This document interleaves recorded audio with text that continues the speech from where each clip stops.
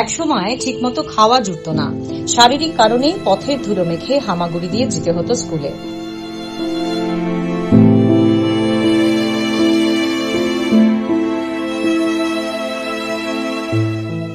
সহপাঠী অনেকেই ঘৃণার চোখে দেখত, কিন্তু মনে জেদ ও ইচ্ছে শক্তিতে ভর করে প্রতিটি পরীক্ষায় নজর কাড়া সাফল্য মেলে।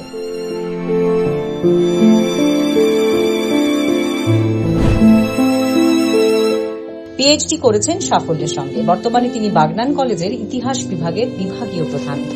সব প্রতিবন্ধকতাকে জয় করে এখন শত শত অসহায় পড়ুয়ার জীবনে আলো জ্বালাচ্ছেন এই অধ্যাপক।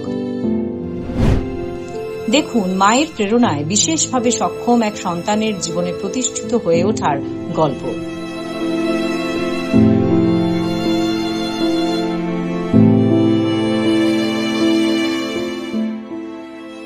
হাওড়া জেলার বাগনান থানার কামারডাঙ্গা গ্রামের বাসিন্দা অধ্যাপক বুবাই বাগ গত 15 বছর যাবৎ অধ্যাপনার সঙ্গে যুক্ত, যার মধ্যে 10 বছর বাগনান কলেজে আছেন। এখন তিনি বাগনান কলেজের ইতিহাস বিষয়ের বিভাগীয় প্রধানের দায়িত্বে রয়েছেন। ছাত্রছাত্রীদের প্রিয় স্যারের জীবনের যাত্রাপথ কখনোই মসৃণ ছিল না। শোনা যাক তার জীবনের কঠিন দিনগুলোর কথা।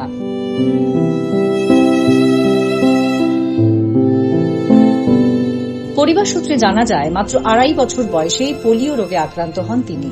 তারপর শুরু হয় জীবনযুদ্ধে তার দীর্ঘ সংগ্রাম। তিনি ছিলেন অত্যন্ত দরিদ্র ঘরের সন্তান। শৈশবে সেই ছোট্ট বুবাইকে 2 হাঁটু ও 2 হাতের সাহায্যে হামাগুড়ি দিয়ে 1 কিলোমিটার পথ অতিক্রম করে স্কুলে যেতে হতো। তার জামা প্যান্টে ধুলো ও নোংরা লেগে থাকত বলে সহপাঠীরা তাকে ঘৃণা করে একসঙ্গে বসতে দিত না। বাধ্য হয়ে তাকে শ্রেণীকক্ষের মাটিতে বসতে হতো। মাস্টারমশাইরা এই যে বলতেন তুমি নিচে বসো, বা ওরাও আমার সামনে অনেক সময় বসতে চাইতো না। এই জন্য আমি লড়াইটা শুরু করলাম। লড়াইটা শুরু হলো এইভাবেই। প্রাইমারি স্কুলটা আমার গ্রামের প্রাইমারি স্কুলেই, যেটা 1 কিলোমিটারের কাছাকাছি বাড়ি থেকে। আমি রোজ হামাগুড়িয়ে যেতাম স্কুলে। বুবাইয়ের বাবা জয়দেব বাগ দিন মজুরের কাজ করতেন। মা নমিতা বাগ বাড়ি থেকে কয়েক মাইল দূরে মাত্র 8 টাকা রোজে একটি পেনের কারখানায় কাজ করতে যেতেন। তিনি বুবাইকে ছোট থেকেই লড়াই করার পথটি দেখিয়েছেন। আমার কাজ করতো 8 টাকা রোজে একটা পেন কারখানায়। সকাল 7টায় বেরোতো, আবার রাত 9:30 10টায় বাড়ি ফিরতো ওভার টাইম করে। এই মা আর দাদার লড়াইটা না আমাকে একটা অন্য মাত্রা দান করেছিল। প্রাথমিক শিক্ষার পর বুবাইকে উলুবেড়িয়ার জগৎপুরের একটি বিশেষভাবে সক্ষমদের স্কুলে 6ষ্ঠ শ্রেণীতে ভর্তি করানো হয়। সেই বয়সেই বুবাই বুঝেছিলেন প্রতিবন্ধকতা আসলে কোনো পাপ বা অভিশাপ নয়, এটা একটা অবস্থা মাত্র।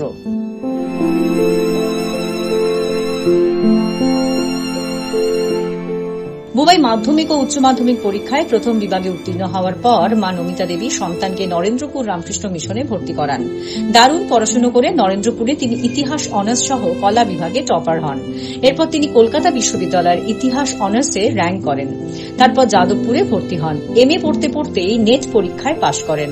এরপর তিনি এমফিল এবং পিএইচডি করেন। তিনি জানিয়েছেন, বিশ্ব ব্যাংকের তথ্য অনুযায়ী বর্তমানে ভারতে প্রায় 15 কোটি মানুষ বিশেষভাবে সক্ষম, যার মধ্যে পশ্চিমবঙ্গে প্রায় 30 লক্ষ মানুষ প্রতিবন্ধকতার শিকার।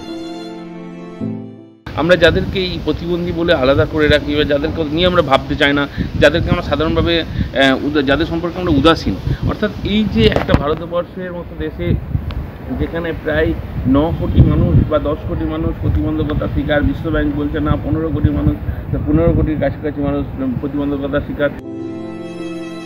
2011 সালে বন্ধুদের নিয়ে আলো নামে একটি সংগঠন গড়ে তোলেন। এই সংস্থার মাধ্যমে তারা এখনো 250 জন ছাত্রছাত্রীকে 45 লক্ষ টাকার বৃত্তি দিয়েছেন। এই আলো মূলত কাজ করে গ্রাম বাংলায় পিছিয়ে পড়া ছাত্রছাত্রীদের মতো।